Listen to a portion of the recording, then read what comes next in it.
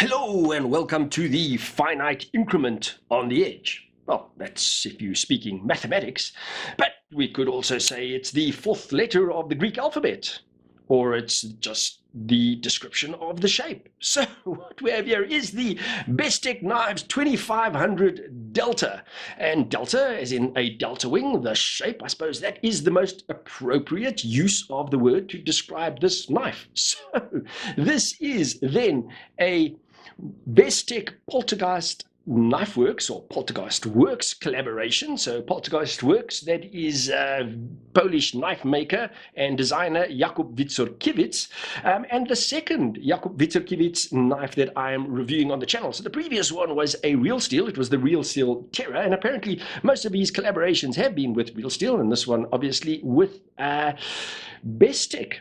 Right, guys, so let's put this down there. And once again, I started the review with a little bit of a waffle, and now I'm going to be doing the usual materials, dimensions, and weight, and then design and attributes of the knife. So let's get cracking. Blade, we have CPM S35VN. Handle is titanium, and then most of the hardware on the knife is titanium. So the pocket clip is titanium. The little screws are titanium. The bigger screws, these big screws here, and we'll speak a little bit more about that later, those are stainless steel. And then the pivot assembly is interesting. It is a caged ball bearing. Now, when you look inside there, you'll see the little touch of brass. See if I can get the light to catch that. So it, at first glance, looks like phosphor bronze washers, but that is apparently brass, and those are caged ball bearings. Right, so that's all the materials. Let's go through dimensions and weight of the knife. So we've got a blade length of 63.6 millimeters, and that's 2.5 inches. Blade thickness of 3.5 millimeters, and that's 0.14 inches. Handle thickness is 11 millimeters, and that is 0.43 inches. Close length of the knife is 88.9 millimeters, and that's 3.5 inches.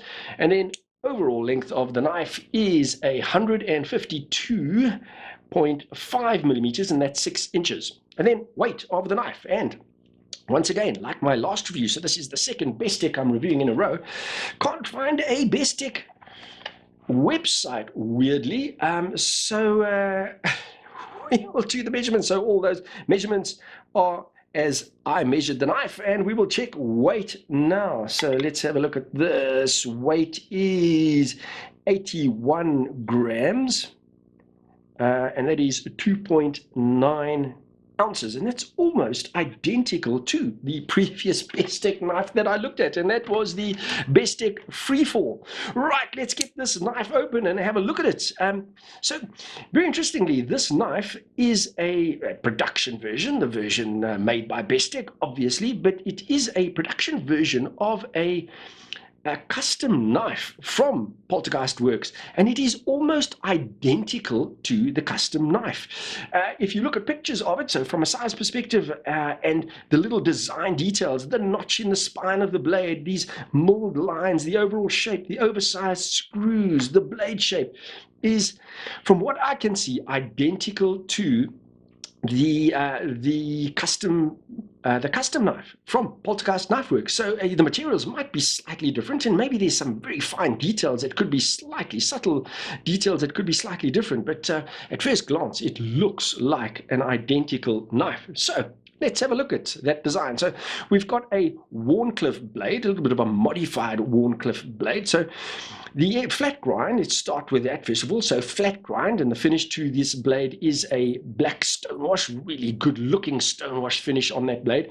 And then the edge of the knife, so a very neat and tidy edge, exceptionally sharp out of the box, but there is a slight curve, a slight forward curve to that blade. So it isn't actually a flat edge. Directly behind that edge, we've got a sharpening choil, a big sharpening choil, and I'll speak a little bit about that sharpening choil when I get my hands around the knife. And then I've mentioned that big notch in the spine of the blade, and just behind that we've got the jimping, and then just forward of that notch is the big swedge that swoops down all the way to the tip of the blade. And quite interesting, the line of that swedge is not a single smooth arc that's going down. So the spine is, but if you look at that second line of the swedge that goes down, if you look at that closely, and hopefully I'm going to be able to pick that up, there is a slight little join. So it's actually two curves that run down, and that point where the two curves meet is exactly where the ricasso line comes up and meets that swedge. So very tidy, subtle, beautiful little design touch.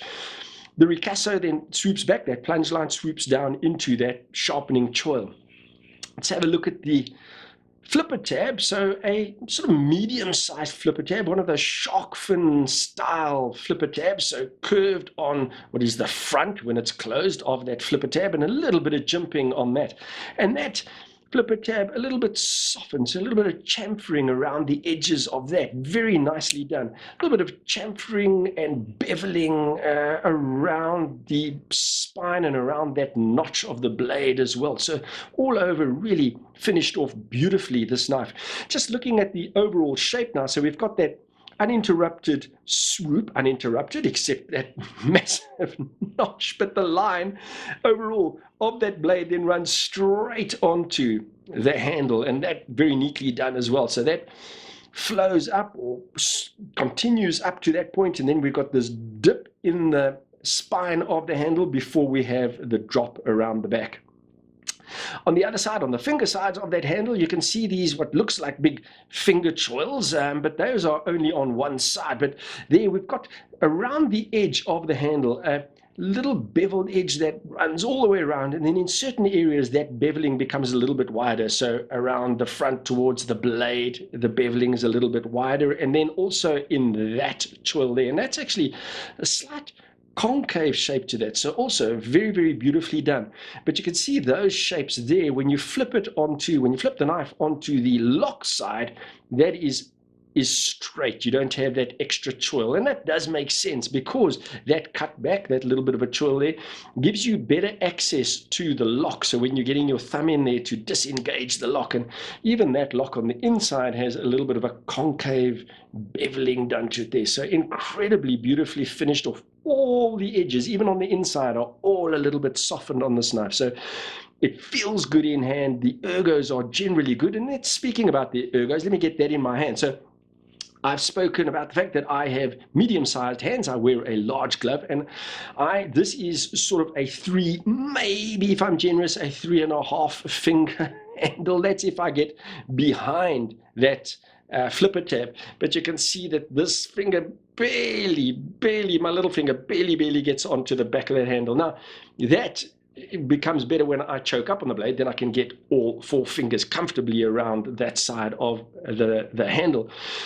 But here's my only little criticism of the knife, and that is this front finger choil or sharpening choil. It just feels a little bit too small. So I can get hold of that, and if I put the tip of my forefinger in there, or index finger, that feels pretty comfortable. But if I get a better grip on it, then my finger really does move onto the edge of that blade. And I know making that a little bit bigger will compromise the blade a little bit because it makes your usable edge a little bit shorter. But I'm going to bring another knife on here that I'm going to use for size comparisons a little bit later. But this is the also Bestech, and this is the Bestech Goblin. A weird looking knife, but also tiny, around about the same size, and also a modified Wharncliffe. But you look at that big front finger choil, and this knife really is exceptionally comfortable in your hand. So while it's a very small knife, it really is a very, very good user. Now, it does, like I say, compromise the edge. So you do lose usable edge on the Goblin, but it's a compromise that I would prefer. This does feel better in my hand. But that is the only sort of criticism that I have on this knife.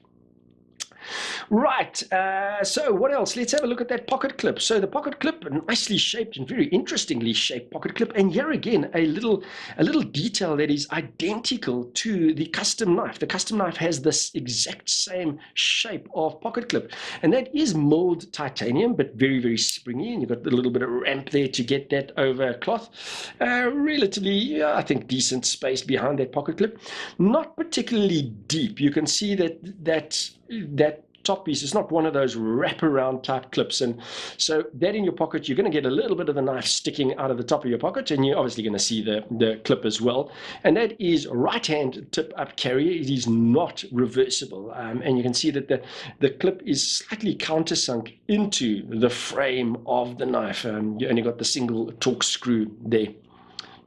Let's have a look at the inside of that frame, and let's try to do this without the use of a torch. There, you should be able to see that. So the inside of that handle has been milled just to lighten the knife a little bit, and that's actually done on both sides. So on the lock side, if you can get at this angle, you see it closer to the camera there maybe. So that's been milled away on the lock side as well. So that obviously to save a little bit of weight.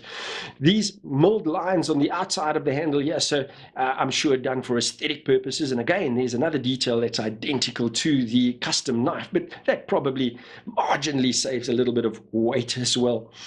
Here's another design detail that is very typical of Jakob Witzorkiewicz designed knives. If you look at his knives online, so he has these oversized screws, the one around the where the pivot is, and the one around the back, and those are hollow, so you can see through those. So just another very beautiful design touch, finished in black in this instance, and the contrast between that bronze finish on the handle is really gorgeous. A stone-washed bronze, if I haven't mentioned, on that handle. And that stonewash bronze does complement the stonewash black on the blade. It really is beautiful. The coloration on this specific version. I've mentioned in other reviews that I have a soft spot for bronze finishes. It is the same on this knife. Those screws, those oversized screws, so it's got the very sort of broad edge running around them and then hollowed, as I mentioned. So on the one side you can see it's flat, so you can use a flat screwdriver on that, or a coin. It is a big cut through those. And on the other side, interestingly, those are hex. So that takes a hex driver on this side, and then the flat on the other side. Right, what else? So, well, let's look. Because that is hollow, you get this very big, chunky, oversized backspacer. That looks good as well. So open back design, easy enough to clean the knife, and easy enough to get the knife apart if you need to clean that as well. Action on the knife. So it is running on those caged ball bearings, but it is not the sort of buttery, smooth type action. Now, it's not gritty, but you do get a little bit of that scrapiness when you move the blade slowly, and you might even hear it. You can, if you're not listening to it through a microphone, you can hear that little bit of scrapiness when you deploy the blade, but it doesn't affect the action. Action is very, very snappy. And only one way to deploy the blade, and that's to make use of that flipper tab. But all in all, a really good-looking, compact, and pretty practical knife. It's just, like, okay, and this is just me perhaps, but if that little forward finger choil was just a little bit bigger, because it does, getting hold of the knife like that does generally feel comfortable, and your finger very naturally falls on that little bit of jimping on the spine of the blade as well. And Wharncliffe blades are very practical users. They do make for good EDC and good hard use, or just general use blades as well, and they sort of lend themselves to small knife designs while not losing the practicality of the usability of the knife. Is kind of what I'm trying to say.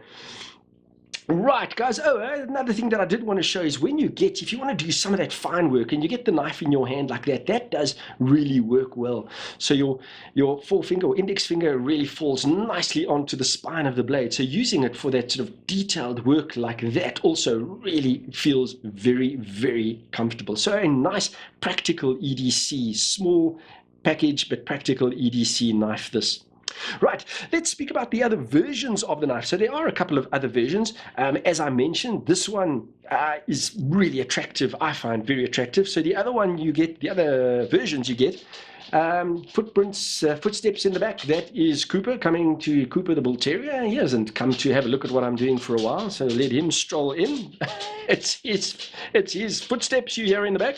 So the other versions of the knife is you get bead blast titanium, so the titanium color in the handle, and that comes with two different types of blade finishes, one with a gray stonewash and one with a satin blade.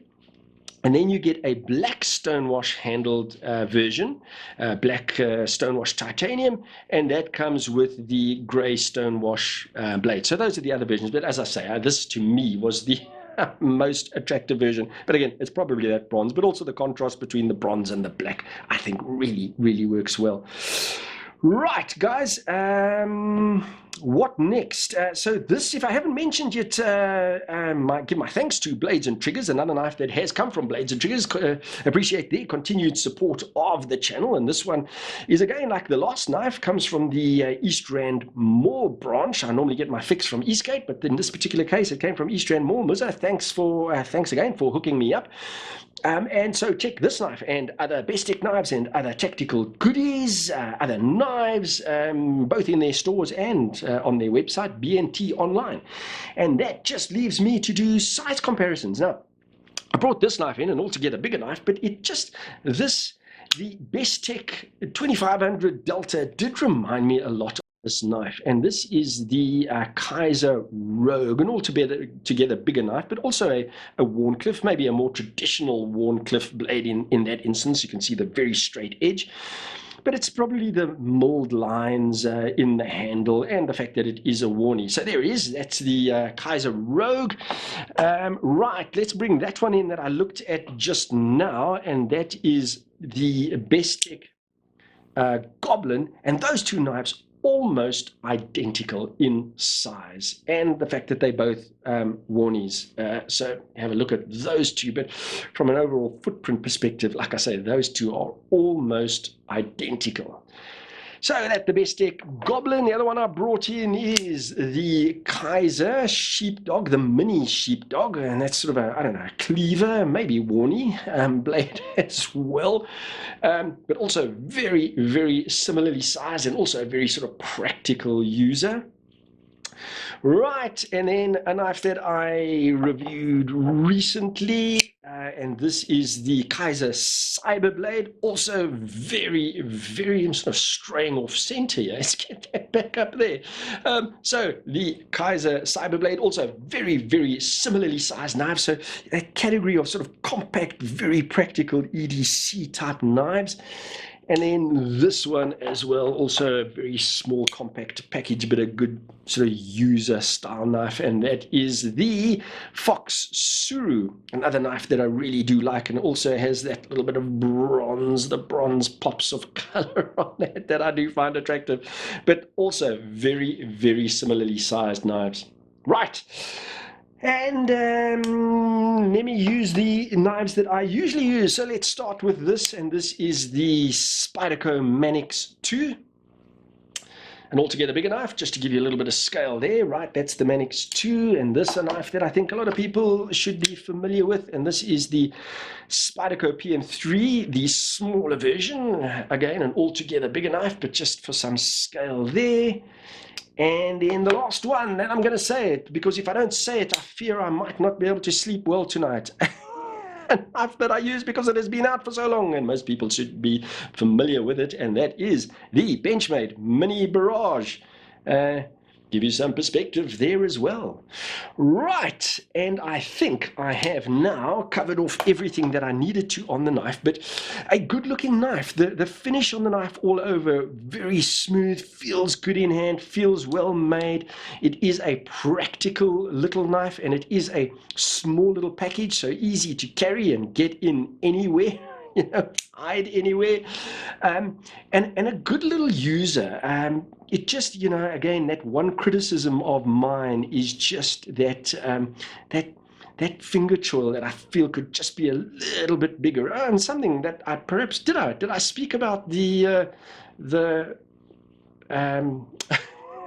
Poltergeist Knife Works mark on the blade. I don't think I actually spoke about that, but a great little logo, playful little logo. I really do like it, and it is sort of a squashed skull, and if you turn it more like that, then it becomes a little bit more obvious, but that nice. So that the Poltergeist Works logo, and then on the other side, the markings on that side, we've got the Bestech logo, and I think now have covered off everything that I needed to. Did I speak about the stainless? Yeah, stainless steel insert on the lock. I think I spoke about that as well.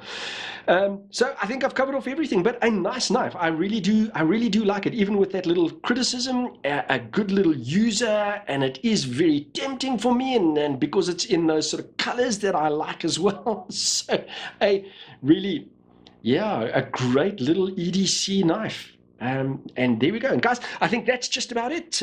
All that's really left for me to do is thank you for joining me. I really do appreciate it when you share your time with me, and would equally appreciate it if you would hit that subscribe button and the bell icon so that you can be notified every time I release a new video, because I really would love you to join me more often. And by the way, please do give me a thumbs up if you enjoyed the video. It does help with the algorithms. And other than that, you go well and God bless.